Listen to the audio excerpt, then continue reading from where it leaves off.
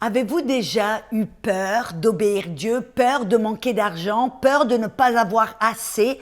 Alors, dans ce prochain épisode, nous allons découvrir le pourquoi et le comment, une clé essentielle pour vous aider à avancer et à obéir Dieu. Alors, à tout de suite.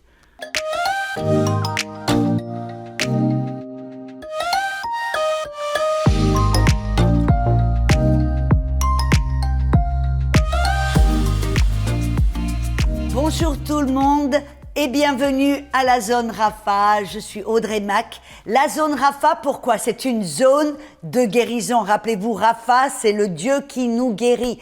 Et quand on pense à Rapha, bien sûr, on pense à la guérison physique. Et bien sûr, c'est la volonté de Dieu que nous soyons guéris, que notre corps soit guéri et fort. Mais guérison, Dieu veut la guérison dans tous les domaines de notre vie. Notre cœur, des fois, a besoin d'être guéri. Rappelez-vous, Jésus a dit, je suis venu pour guérir les cœurs brisés. Amen. Mais savez-vous que souvent la guérison, notre portefeuille, notre compte bancaire a besoin de guérison. Amen. Dieu est un Dieu qui veut nous bénir. Il a dit qu'il est venu pour nous donner une vie abondante. C'est une vie qui surabonde. Amen. Notre coupe doit déborder. On a vu dans les épisodes précédents que Dieu est un Dieu qui veut nous multiplier, qui veut nous faire abonder, qui veut que notre coupe déborde. Et même ça, c'est un Dieu de prospérité. Donc, on a vu dans les épisodes précédents que Dieu est un Dieu de multiplication, un Dieu qui veut nous faire prospérer. On a vu même que Jésus, lui, en tant qu'homme, était un homme qui marchait sous la bénédiction.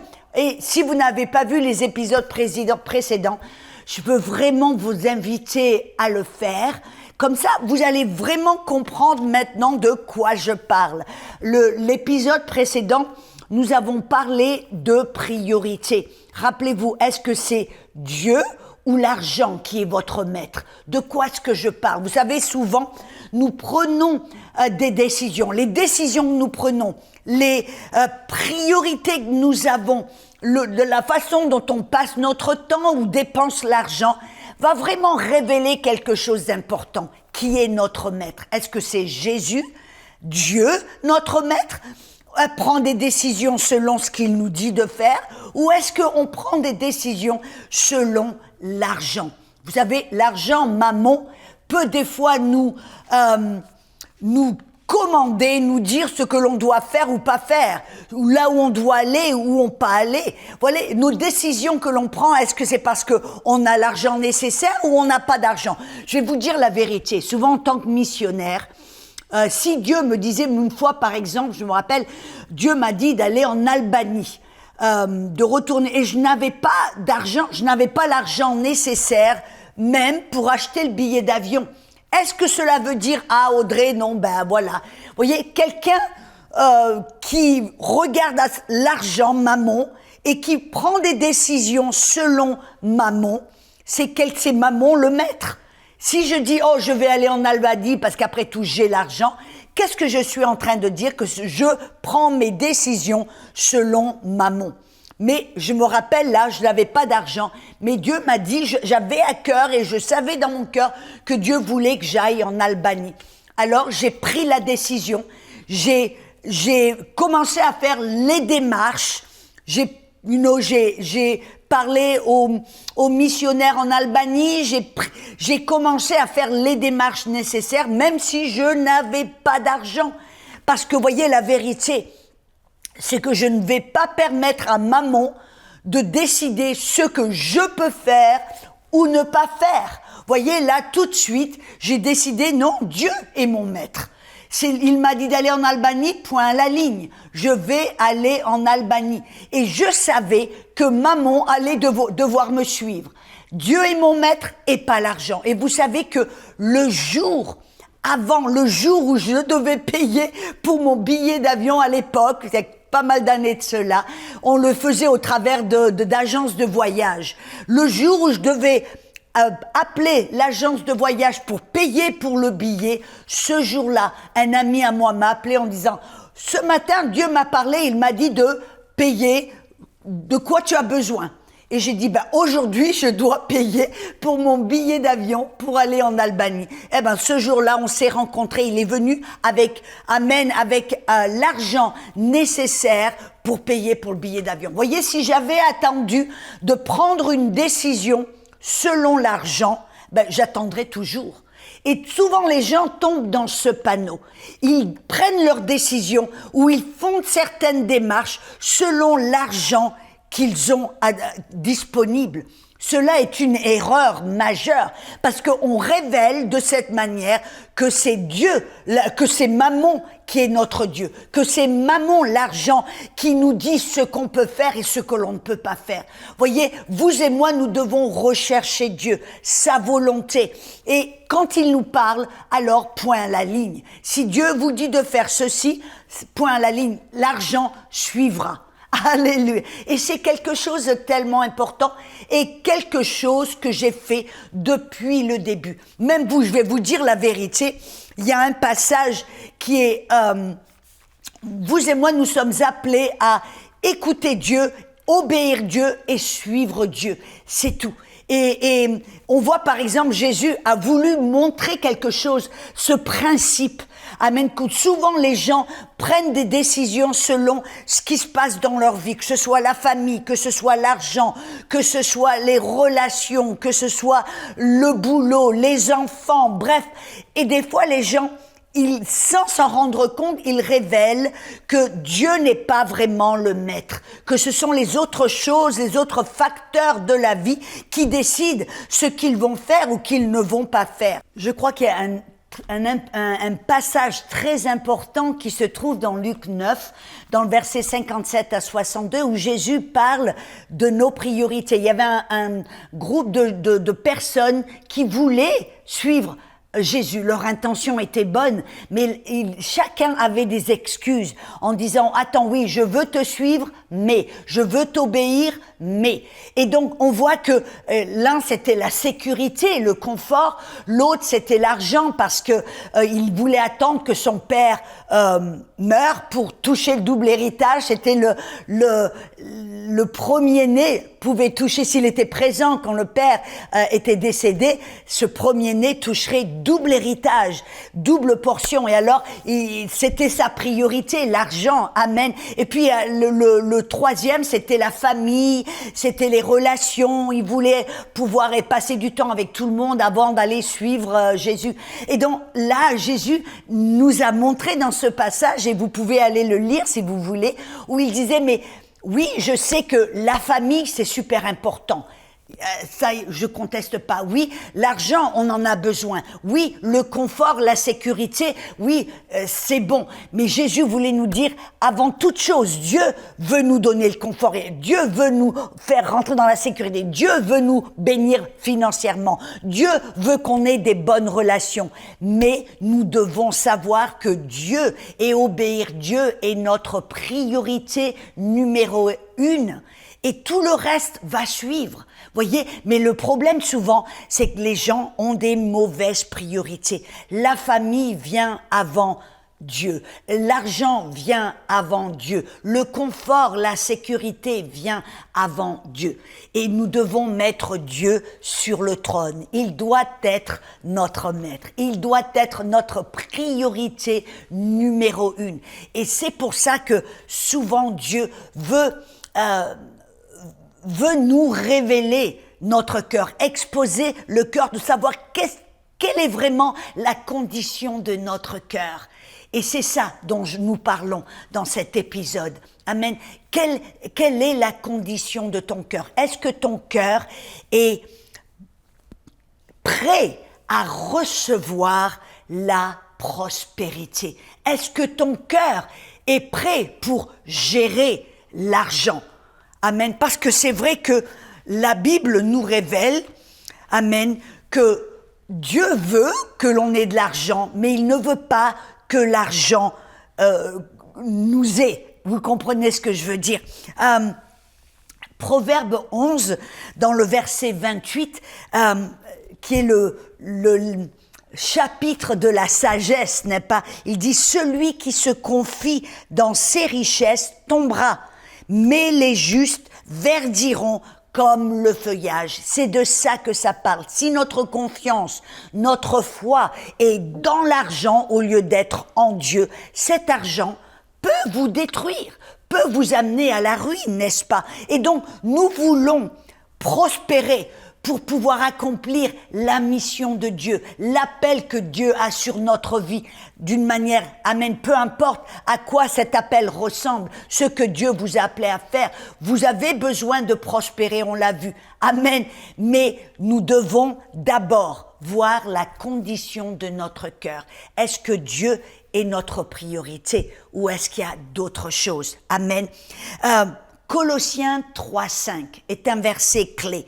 Il dit « Faites donc mourir les membres qui sont sur la terre, l'impudicité, l'impureté, les passions, les mauvais désirs et la cupidité qui est une forme d'idolâtrie, qui est une idolâtrie. » Qu'est-ce que Paul est en train de nous dire? Amen.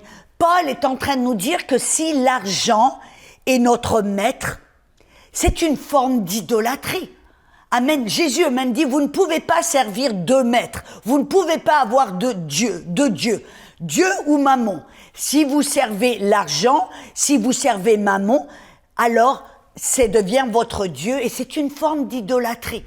Amen. Et ça, nous ne devons pas, nous devons y faire attention. C'est pour ça que je veux passer ce temps pour voir la condition de notre cœur, afin que notre cœur puisse recevoir cette prospérité, qui est la volonté de Dieu. On en a parlé, n'est-ce pas?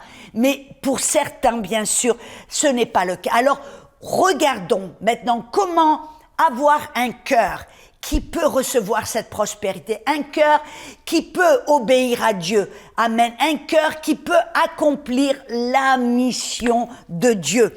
Amen. On a vu que être riche, Dieu n'a rien contre la richesse. Dieu lui-même est riche, n'est-ce pas? On a vu que le ciel, les rues au paradis, au ciel, sont pavées avec de l'or. Les portes sont une grosse perle. Les murs, les fondations sont en perles précieuses. Donc Dieu est un Dieu de richesse. C'est évident. Dieu est entouré de richesse. Et souvent, les gens pensent que la richesse n'est pas bonne. Non, Dieu n'a rien contre les riches. Dieu est un Dieu de richesse. Mais écoutez ce que Marc 10, 24. Mes enfants, qu'il est difficile à ceux qui se confient dans les richesses d'entrer dans le royaume de Dieu. Dieu, là, Jésus n'était pas en train de dire que si tu es riche, tu ne peux pas être sauvé. Si tu es riche, tu ne peux pas rentrer dans le royaume de Dieu. Mais je souligne la parole qui se confie une fois de plus. Ce sont des personnes, ça ne parle pas des riches, que les riches ne peuvent pas être sauvés, mais il dit que ceux qui se confient, ceux qui mettent leur affection, ceux qui mettent leur foi, ceux qui font confiance à leur richesse, au lieu de faire confiance en Dieu. Il est beaucoup plus difficile de rentrer dans le royaume de Dieu, d'avancer dans le royaume de Dieu. Parce que vous voyez, ce n'est pas un problème de richesse, c'est un problème d'affection et de foi et de confiance. Où est votre confiance? Est-ce que ta confiance est dans ton compte bancaire et l'argent que tu as ou que tu n'as pas? Ou est-ce que ta confiance est en Dieu, le Dieu de prospérité, le Dieu de richesse, le Dieu qui veut te faire avancer et prospérer, qui veut te multiplier? Voyez, et souvent les gens là, il y a des problèmes parce qu'ils jettent le bébé avec l'eau du bain en disant parce que l'argent peut me faire échouer, ou l'argent, pas échouer, je retire. L'argent peut me ruiner. Si mon affection, ma foi est dans l'argent, alors on jette l'argent et on dit non, on doit être pauvre. Non, on ne doit pas prospérer. Voyez, c'est une question de cœur. Où est ta confiance? Où est ta foi? En qui mets-tu ta confiance? Et dans 1 Timothée 6, 17, c'est un verset que souvent ceux qui prêchent contre la prospérité vont utiliser ce verset. Et ils l'utilisent presque comme comment on appelle ça, un drapeau, en disant « Oh, faites attention ». 1 Timothée 6, 17. Il dit « Ordonne à ceux qui sont riches dans le siècle présent qu'ils ne soient pas hautains, mais qu'ils ne mettent pas leur confiance dans l'incertitude des richesses, mais dans le Dieu qui donne toutes choses richement pour en jouir. » Moi, je dirais même plus loin, ce verset nous prouve que Dieu n'est pas contre les richesses. Au contraire, Dieu veut nous faire jouir, Dieu veut nous bénir. Amen. Il dit, mais ce que Dieu dit, il dit, ne mets pas ta confiance dans ces richesses incertaines, mais mets ta confiance en Dieu qui donne toutes choses richement pour en jouir. Donc Dieu, il veut vous faire jouir. Dieu veut vous donner du plaisir. Dieu veut vous bénir. Dieu veut vous donner ou veut te donner richement. Amen. Voyez, Dieu n'est pas contre son peuple, ses enfants, d'être bénis, d'être riches, d'en avoir plus, de jouir de la vie. Dieu n'est pas contre tout ça. Au contraire, il veut. C'est ce que ce verset nous montre et nous prouve. Mais l'avertissement que Paul lance, il dit oui, Dieu veut te faire jouir, Dieu veut que tu aies du plaisir, Dieu veut te bénir, Dieu veut même que tu sois riche, il n'est pas contre ça.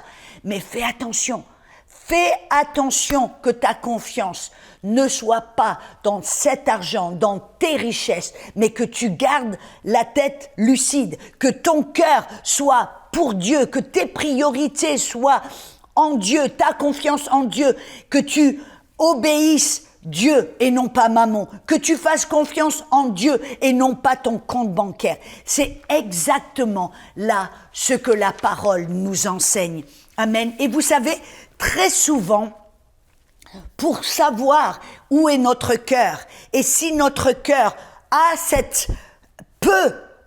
notre cœur peut gérer les richesses, si notre cœur peut gérer la prospérité, si Dieu peut vraiment nous bénir sans que ces bénédictions et ces richesses nous détruisent, il y a un test souvent que l'on doit passer. Et cela se trouve dans Marc 6 et dans Luc 10. Vous vous rappelez le passage où Jésus a appelé ses disciples et il les a envoyés en mission. Et qu'est-ce que Jésus leur a dit de faire? Il a dit, ne prenez pas d'argent, ne prenez pas un autre sac, ne prenez pas un autre manteau, un autre habit, ayez simplement une paire de chaussures et partez, allez-y. En d'autres mots, Jésus leur dit, vas-y, sans prendre de provisions, sans prendre d'argent, sans prendre tout un tas de choses avec toi, allez-y comme ça. Et les disciples ont obéi, et je peux me rendre compte que peut-être ils étaient un peu là, ouah, tu nous dis on peut pas prendre des ravitaillements, on peut pas prendre de l'argent avec nous, on peut pas prendre une petite valise avec des vêtements, on peut rien prendre, tu vois, moi j'ai l'impression que c'était un peu là, oh là là, on saute sans filet de sécurité. Et quand ils sont revenus de la mission, il leur a posé une question. Quand je vous ai envoyé sans argent, sans valise avec des vêtements et sans 2 paires de chaussures, sans ceci, sans cela, avez-vous manqué de quoi que ce soit? Et les disciples ont dû répondre, il dit non, maître, on a eu tout ce dont on avait besoin. Il dit alors maintenant, allez-y, repartez en mission et vous pouvez prendre de l'argent, vous pouvez prendre des vêtements. Pourquoi? Qu'est-ce que c'est que Jésus leur disait? Quelle était la leçon que Jésus voulait leur enseigner? Qu'ils devaient mettre leur confiance, non pas dans ce qu'ils avaient, l'argent, les vêtements, mais mettre leur confiance en Dieu. Et Jésus a prouvé un point.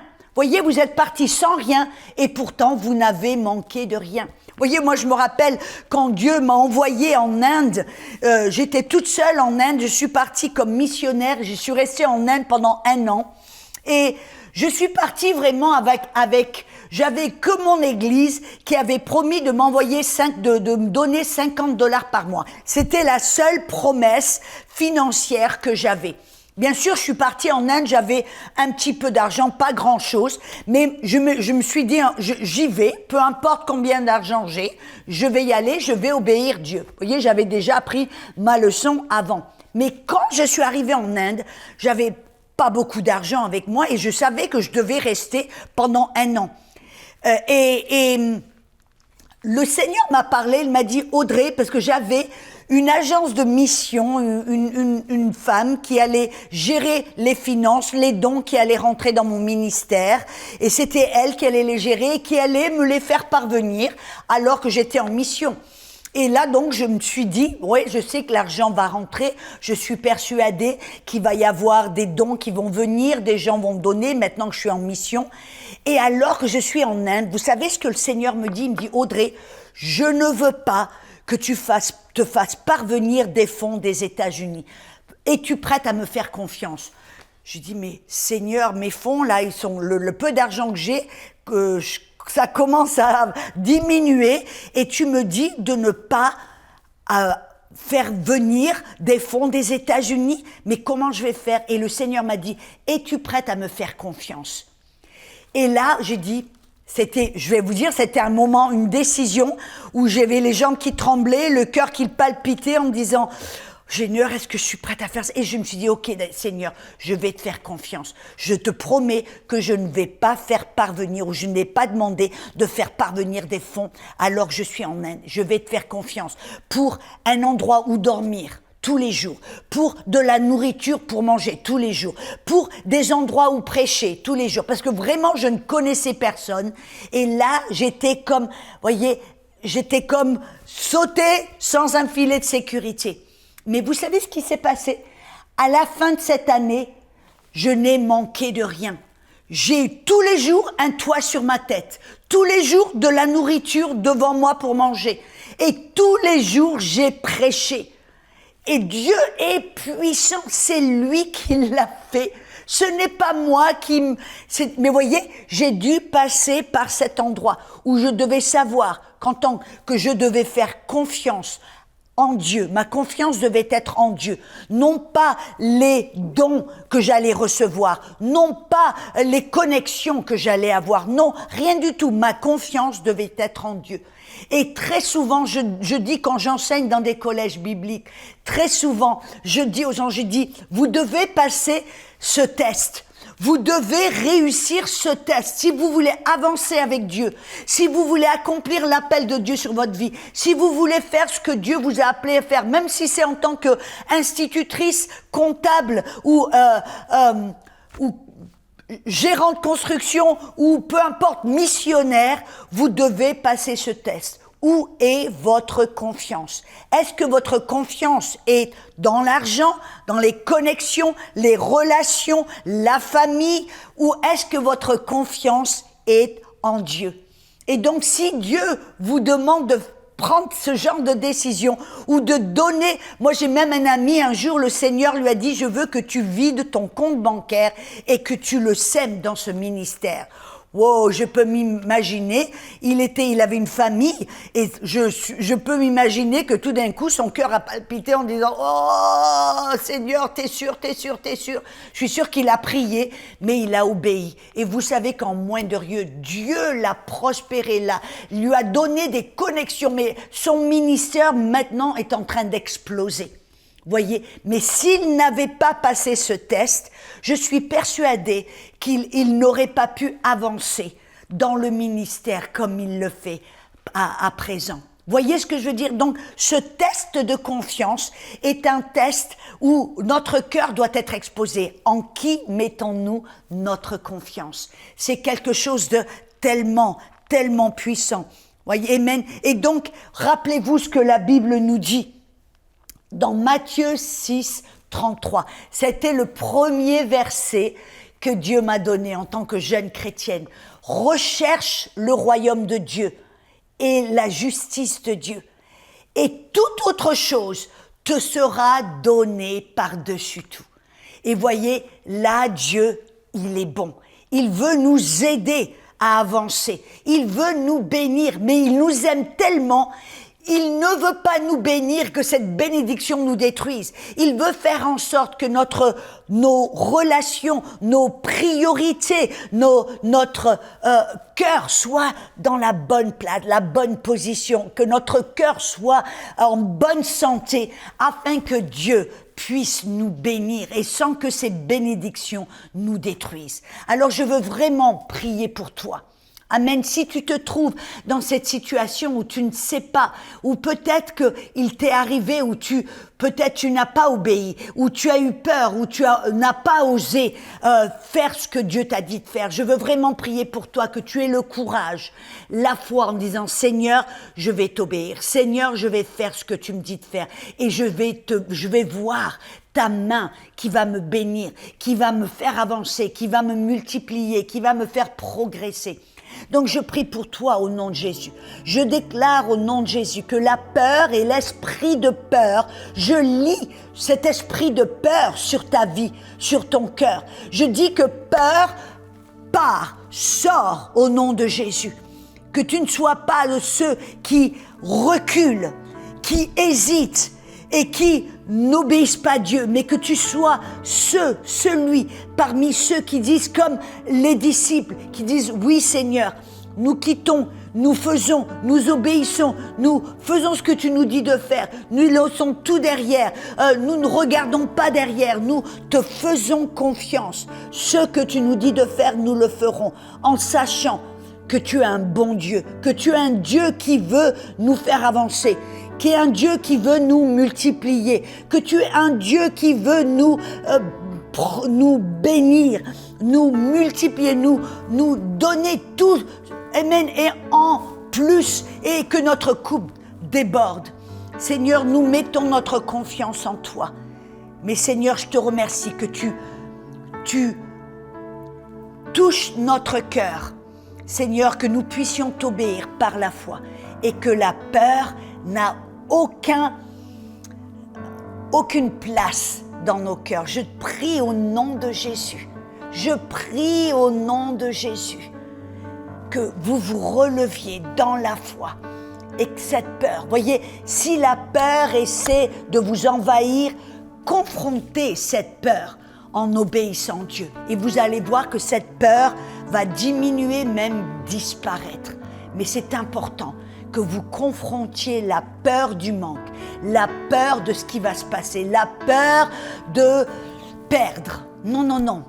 Mettez votre foi en Jésus, mets ta foi en lui. Tu verras que de l'autre côté de ton obéissance, il va y avoir des choses magnifiques, que tu vas pouvoir progresser et multiplier, car c'est ce que Dieu veut faire dans ta vie. Amen. Sois béni, on se retrouve pour un prochain épisode.